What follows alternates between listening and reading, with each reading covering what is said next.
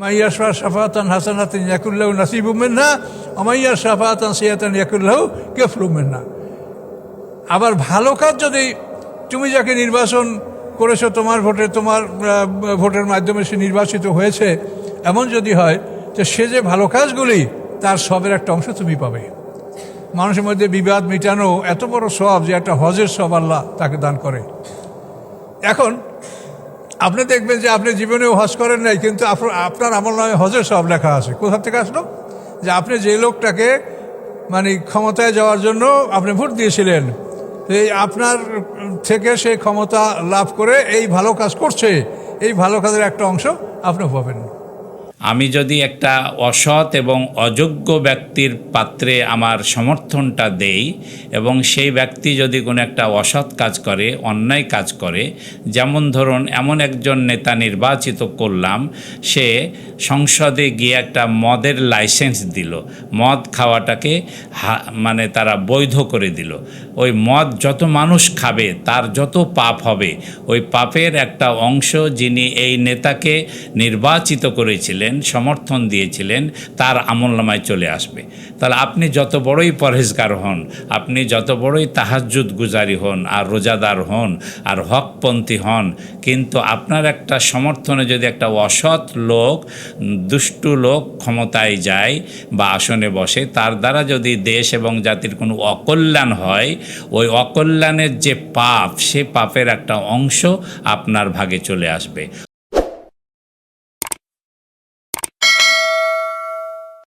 ইন্নাল হামদালিল্লাহ ওয়াসসালাতু ওয়াসসালামু আলা রাসূলিল্লাহ আম্মা বা'দ। আউযু বিল্লাহি মিনাশ শাইতানির রাজীম। বিসমিল্লাহির রহমানির রহিম। ইন্নাল্লাহা ইয়া'মুরুকুম আন তু'আদ্দুল আমানাতি ইলা আহলিহা ওয়া ইযা হাকামতুম বাইনান নাসি আন তাহকুমু বিল আদল ইন্নাল্লাহা নি'ম্মা ইয়া'যুকুম বিহি ইন্নাল্লাহা কানা সামিআন বাসীরা। সুপ্রিয় দর্শক শ্রোতা, আজকে আমরা সৎ ও যোগ্য নেতৃত্ব বাছাইয়ের মানদণ্ড এ বিষয়ের উপরে আলোচনা করব ইনশাআল্লাহ। মহান রব্বুল আলামিন মানুষকে সৃষ্টি করেছেন সৃষ্টির সেরা জীব, আশরাফুল মাখলুকাত করে। পৃথিবীতে আল্লাহর যত সৃষ্টি রয়েছে তার মধ্যে সবচেয়ে সম্মানিত এবং মর্যাদাবান সৃষ্টি হচ্ছে মানুষ। আর এই মানুষকে আল্লাহ তাআলা সঙ্গবদ্ধ থাকার জন্য নির্দেশ প্রদান করেছেন, তারা যেন বিচ্ছিন্ন না থাকে। এ কারণে মানুষের বৈশিষ্ট্যের একটি বড় বৈশিষ্ট্য হলো মানুষ সামাজিক জীব, সবসময় সমাজবদ্ধ থাকতে চায় বা থাকার জন্য চেষ্টা করে। সমাজের বাইরে বিচ্ছিন্নভাবে মানুষ বেশি দিন বেঁচে থাকতে পারে না। যেহেতু সমাজের সাথে থাকতেই হয়, এই জন্য এই সমাজের একজন দায়িত্বশীল বা একজন নেতা নির্বাচন করা, এটাও মানুষের একটি আদিকাল থেকে বৈশিষ্ট্য। এবং সেই বৈশিষ্ট্যের ধারাবাহিকতায় এখনও প্রতিটি সমাজে, প্রতিটি রাষ্ট্রে নেতৃত্ব বাছাইয়ের কার্যক্রম চলমান রয়েছে। আমাদের মাতৃভূমি বাংলাদেশ আগামী 12ই ফেব্রুয়ারি নেতৃত্ব বাছাইয়ের একটি চূড়ান্ত ফায়সালা হবে ইনশাআল্লাহ। সেটিকে সামনে রেখেই ইসলামের দৃষ্টিতে সৎ ও যোগ্য নেতৃত্ব বাছাই এটি আমাদের একটি নৈতিক দায়িত্ব, এটি একটা আমাদের কর্তব্য। মহান রব্বুল আলামিন এই ব্যাপারে আমাদেরকে নির্দেশ প্রদান করেছেন। যেমন দেখি সূরা আন-নিসার 58 নম্বর আয়াতে আল্লাহ তাআলা বলছেন, ইন্নাল্লাহা ইয়া'মুরুকুম আন তু'আদ্দুল আমানাতি ইলা আহলিহা ওয়া ইযা হাকামতুম বাইনান নাসি আন তাহকুমু বিল আদল ইন্নাল্লাহা নি'ম্মা ইয়া'যুকুম বিহি ইন্নাল্লাহা কানা সামিআন বাসীরা। নিশ্চয় আল্লাহ তাআলা তোমাদেরকে এই মর্মে আদেশ প্রদান করছেন যে তোমাদের কাছে সংরক্ষিত আমানতসমূহ যথাযথ হকদার বা উপযুক্ত ব্যক্তির নিকটে প্রেরণ করো বা পাঠাও। আর যখন মানুষের মধ্যে কোনো ফায়সালা করবে তখন ন্যায়ভিত্তিক ফায়সালা করবে। নিশ্চয় আল্লাহ তাআলা তোমাদের কতই না সুন্দর উপদেশ দিচ্ছেন। নিশ্চয় আল্লাহ সব কিছু শুনেন এবং জানেন। সম্মানিত উপস্থিতি, দেখুন আল্লাহ তাআলার একটা বড় নির্দেশ আমানত যথাযথ উপযুক্ত ব্যক্তির নিকটে পৌঁছানো। এই আমানত ব্যাপক অর্থে ব্যবহার হলেও আমাদের এই নেতৃত্ব বাছাইয়ে দায়িত্বশীল বাছাইয়ে আমাদের যে আমানত, সেটার নাম হচ্ছে ভোট, বা যেটা হচ্ছে সুপারিশ বা সমর্থন। এই সুপারিশ বা সমর্থন করার ক্ষেত্রেও আমাদেরকে এই আমানত যথাযথ উপযুক্ত ব্যক্তির নিকটে পৌঁছানোটা, এটা একজন ইসলাম প্রিয়, পরকালীন এবং আল্লাহ ভীতি যার অন্তরে রয়েছে তার জন্য একটা অপরিহার্য কাজ। সেই অপরিহার্যতার নিকটে গিয়ে আমরা যদি ইসলামের দৃষ্টিভঙ্গি দেখি, তাহলে আমাকে উপযুক্ত ব্যক্তি বাছাই করতে হবে। এখন উপযুক্ত ব্যক্তি বলতেই সৎ এবং যোগ্য, দক্ষ এবং এই কাজে পারদর্শী ব্যক্তিদেরকেই বোঝায়। এখন এই কাজে পারদর্শী কারা, এ ব্যাপারে পরবর্তী আয়াত সূরা নেসার 59 নম্বর আয়াতে আল্লাহ তাআলা বলছেন, ইয়া আইয়ুহাল্লাযীনা আমানু আতিউল্লাহ ওয়া আতিউর রাসূল ওয়া উলিল আমরি মিনকুম। হে ঈমানদাররা, আল্লাহকে মেনে চলো, তোমাদের নবী মুহাম্মদ সাল্লাল্লাহু আলাইহি সাল্লাম তাকে অনুসরণ করো, এবং তোমাদের মধ্যে যারা আল্লাহ এবং আল্লাহ রাসূলের অনুসরণ করে এমন উলিল আমরকে মেনে চল। এখন উলিল আমর বলতে তাদেরকেই বোঝানো হয়েছে যারা মানুষের উপরে কর্তৃত্ব করেন, নেতৃত্ব প্রদান করেন এবং আদেশ করার ক্ষমতা রাখেন, শক্তি রাখেন। আর এই আদেশ করার ক্ষমতা বা শক্তি নেতার থাকে, দায়িত্বশীলের থাকে। আর সেটাই নির্বাচনের সময় এসেছে। এখন কার হাতে আমরা আমাদের নেতৃত্ব তুলে দেব? এখন দেশ পরিচালনার চাবিকাঠি আমাদের হাতে। আমরা যার হাতে তুলে দিব তিনি আগামী দিনে এ দেশ পরিচালনা করবেন, এ জাতি পরিচালনা করবেন, এ দেশের নীতি নির্ধারণ করবেন, দেশের কল্যাণে এবং জাতির কল্যাণে দায়িত্ব পালন করবেন। আমরা বিগত দিন দেখেছি যে আমরা যাদেরকে নির্বাচিত করেছি তারা জনগণের কল্যাণ বাদ দিয়ে ব্যক্তি কল্যাণে তারা ব্যস্ত ছিলেন। জনগণের মাল ভক্ষণ করেছেন, মানুষের উপযুক্ত হক তারা আদায় করেন নাই, বরং যার যেটা ন্যায্য হক ছিল হক আদায় না করে উল্টো তাদের উপর জুলুম করেছেন। যাদের যেটা অধিকার ছিল সেই অধিকার থেকে অনেককে বঞ্চিত করা হয়েছে। এই অধিকার বঞ্চিত মানুষগুলো বৈষম্য বিরোধী আন্দোলনের মাধ্যমে এদেশে একটা স্বাধীনতা নিয়ে এসেছে। আর এই স্বাধীনতা আগামী ফল বা প্রতিফল ঘটবে 12 তারিখ। সেই 12ই ফেব্রুয়ারি আমাদেরকে সৎ এবং যোগ্য নেতৃত্ব প্রতিষ্ঠিত করতে হবে। এ ব্যাপারে মহান আল্লাহ তাআলা সূরা রা'দের 11 নম্বর আয়াত আমাদেরকে বলেছেন, ইন্নাল্লাহা লা ইউগাইয়িরু মা বিকওমিন হাত্তা ইউগাইয়িরু মা বিআনফুসিহিম। আল্লাহ তাআলা ততক্ষণ কোনো জাতি বা কওমের ভাগ্যের পরিবর্তন করেন না যতক্ষণ তারা নিজেরাই নিজেদের গুণাবলীর পরিবর্তন না আনেন। অতীতে আমরা যেমন ছিলাম এখনও যদি তেমন থাকি তাহলে এই দেশ এবং জাতির পরিবর্তন হবে না, ভাগ্যের পরিবর্তন হবে না। দেশ এবং জাতির যদি কল্যাণ করতে হয় তাহলে আগে আমাদের গুণাবলীর পরিবর্তন করতে হবে। আমাদেরকে সামান্য অর্থের বিনিময়ে নিজের ঈমানকে বিক্রি করে দিলে চলবে না। এই আমানতকে যথাযথ ব্যক্তির নিকটে আমাদেরকে পৌঁছাতে হবে। সেজন্য দেশ এবং জাতি গড়ার সময় এসেছে, ভাগ্য পরিবর্তনের সময় এসেছে, নেতৃত্ব পরিবর্তনের সময় এসেছে। এই সময়টুকুকে গুরুত্ব সহকারে গ্রহণ করে আমাদেরকে আগামী জাতীয় নির্বাচনে ভূমিকা রাখতে হবে। আর এই ভূমিকা যদি আমরা রাখতে পারি, স্বাধীনতার পরবর্তী এই দেশে যাদেরকে নেতৃত্বের আসনে বসানো হয়েছে অনিয়ম দূর করার জন্য, সেখানে তারা নিজেরাই অনেক অনিয়ম তৈরি করেছে। যাদেরকে আমরা নেতৃত্ব দিয়েছিলাম মানুষের অধিকার প্রতিষ্ঠা করার জন্য, তারা মানুষকে অধিকার থেকে বঞ্চিত করেছে। অধিকার বঞ্চিত মানুষগুলোকে ন্যায্য অধিকার ফিরিয়ে দিতে হলে সৎ এবং যোগ্য নেতৃত্বের বিকল্প কোনো পথ নেই। এজন্য আগামী নির্বাচনে আপনার ভোটটি কাকে দিবেন? ভোট শুধু একটি ভোট নয়, এটা একটা আমানত। শুধু আমানত নয়, এটা একটা সাক্ষী। এটা শুধু সাক্ষী নয়, এটা হলো একটা পরামর্শ বা একটা সমর্থন। এই সমর্থনের মাধ্যমে আপনার জাতির এবং দেশের কল্যাণ হবে, দেশ এবং জাতির ভাগ্যের পরিবর্তন হবে। এই পরিবর্তন আনার জন্য এই দায়িত্বটিকে, এই আমানতটিকে অতীব গুরুত্ব সহকারে আমাদেরকে পালন করতে হবে। কারণ আল্লাহ তাআলা সূরা আন-নিসার 85 নম্বর আয়াতের মধ্যে বলছেন, মাই ইয়াশফা শাফাতান হাসানাতান ইয়াকুল লাহু নসীবুম মিনহা ওয়া মাই ইয়াশফা শাফাতান সাইয়্যাতান ইয়াকুল লাহু কিফলুম মিনহা ওয়া কানাল্লাহু আলা কুল্লি শাইইন মুকিতা। এখানে আল্লাহ তাআলা স্পষ্ট করে বলে দিচ্ছেন, যে ব্যক্তি কল্যাণ এবং সৎ কাজে সুপারিশ করবে বা সমর্থন করবে সে তার ন্যায্য অধিকার পাবে, আর যে ব্যক্তি অসৎ এবং অকল্যাণ কাজে সুপারিশ করবে বা সমর্থন করবে সে তার অংশ সেখানে প্রাপ্য হবে।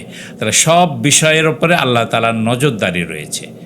সম্মানিত সুধী, দেখুন, আমি যদি একটা অসৎ এবং অযোগ্য ব্যক্তির পাত্রে আমার সমর্থনটা দেই এবং সেই ব্যক্তি যদি কোনো একটা অসৎ কাজ করে, অন্যায় কাজ করে, যেমন ধরুন এমন একজন নেতা নির্বাচিত করলাম, সে সংসদে গিয়ে একটা মদের লাইসেন্স দিল, মদ খাওয়াটাকে মানে তারা বৈধ করে দিল।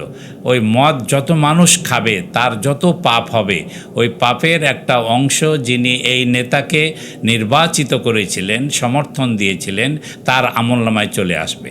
তাহলে আপনি যত বড়ই পরহেজগার হন, আপনি যত বড়ই তাহাজ্জুদ গুজারি হন আর রোজাদার হন আর হকপন্থী হন, কিন্তু আপনার একটা সমর্থনে যদি একটা অসৎ লোক, দুষ্টু লোক ক্ষমতায় যায় বা আসনে বসে, তার দ্বারা যদি দেশ এবং জাতির কোনো অকল্যাণ হয়, ওই অকল্যাণের যে পাপ, সে পাপের একটা অংশ আপনার ভাগে চলে আসবে। অনুরূপভাবে যদি আমি আর আপনি একজন সৎ এবং যোগ্য নেতৃত্ব প্রতিষ্ঠিত করতে পারি, তাহলে ওই সৎ ব্যক্তিটা যদি আরও 5 জনকে কল্যাণের পথে ডাকে, নামাজের পথে ডাকে, ইসলামের পথে ডাকে এবং দেশ এবং জাতির কল্যাণের দায়িত্ব পালন করেন, দেশ এবং জাতির কল্যাণ করেন, সেই কল্যাণ করার কারণে যে সওয়াব তিনি হাসিল করবেন তার একটা অংশ আমি আর আপনি পেয়ে যাব তাকে সমর্থন করার কারণে। তাহলে ভোট শুধু ভোট নয়, এটা একটা আমানত, এটা একটা সমর্থন, এটা একটা সুপারিশ, আর এই সুপারিশই আমার আপনার আমলনামার পরিবর্তন করবে, শুধু ইহকালীন নয়, পরকালীন। তাহলে ইহকালে আমাদেরকে কল্যাণ পেতে হলে, পরকালে আমাদেরকে জাহান্নাম থেকে নাজাত পেতে হলে আল্লাহ তাআলার দেওয়া বিধিবিধান অনুযায়ী আমাদেরকে দায়িত্ব পালন করতে হবে। হয়তো অনেকে মনে করছেন যে আমি ভালোতে নেই, মন্দতে নেই, আমি নির্বাচনেই যাব না। এটিও ঠিক নয়। আপনি নির্বাচনে না গিয়ে আপনার আমানতটাকে যদি আপনি গুটিয়ে রাখেন, আর সে কারণে যদি একজন অসৎ অযোগ্য ব্যক্তি নির্বাচিত হয়ে যায়, আর সে কারণে যদি দেশের কল্যাণ সাধিত না হয়, তার জন্য আপনাকে দায়ী হতে হবে। সে দায়মুক্ত হওয়ার জন্যই প্রত্যেক নাগরিকের দায়িত্ব হলো যথাসময়ে আমানতটি যথ উপযুক্ত ব্যক্তির নিকটে পৌঁছে দেওয়া।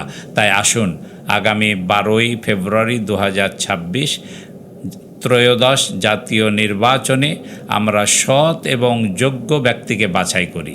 কে সৎ, কাকে দিলে দেশের কল্যাণ হবে, জাতির কল্যাণ হবে, এটা আমরা দেখি। কে চাঁদাবাজ, কে দুর্নীতিবাজ, কে অনিয়মকারী, কে আপনার বেনামাজি, সেগুলো আমরা একটু যাচাই বাছাই করে সৎ এবং যোগ্য নেতৃত্ব প্রতিষ্ঠিত করি। আসুন, আগামী নির্বাচনে সৎ এবং যোগ্য নেতৃত্ব প্রতিষ্ঠার মাধ্যমে দেশ গড়ার কাজে আমরা সকলে আত্মনিয়োগ করি এবং একজন সুনাগরিক হিসাবে, সচেতন নাগরিক হিসাবে যথাযথভাবে আমাদের আমানত উপযুক্ত ব্যক্তির নিকটে পৌঁছায়। আল্লাহ তাআলা আমাদের সবাইকে তৌফিক দান করুন। আমিন।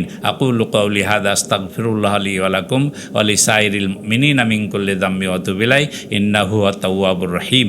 আসসালামু আলাইকুম ওয়া রাহমাতুল্লাহি ওয়া বারাকাতুহু। ওয়ালা তাজিরু ওয়াজরাতুন বিজরা উখরা, কোনো বহনকারী, ওয়ালা তাজিরু বহন করবে না, ওয়াজরাতুন কোনো বহনকারী, বেজরা উখরা অপরের বোঝা, কোনো বহনকারী অপরের বোঝা বহন করবে না, যার বোঝা তাকেই বহন করতে হবে। আরবের মুশরিকরা বলতো ইত্তাবিউ সাবিলানা ওয়াল নাহমিল খাতায়াকুম, কোরআন আয়াত। মুশরিকরা বলতো যে তোমরা আমাদের পথে আসো, তোমাদের অপরাধ পাপ এটা আমরা বহন করব। অল নাহমেল খাতায়াকুম, খাতা মানে গুনাহ, তোমাদের গুনাহ খাতা আমরা বহন করব, আমাদের মতে থাকো। এই আরবের মুশরিকরা, আবু সুফিয়ান এবং এইভাবে নেতারাই কথা বলছে যে তোমরা আমাদের পথে থাকো, তোমাদের পাপ যদি হয় সেটা আমরা বহন করব।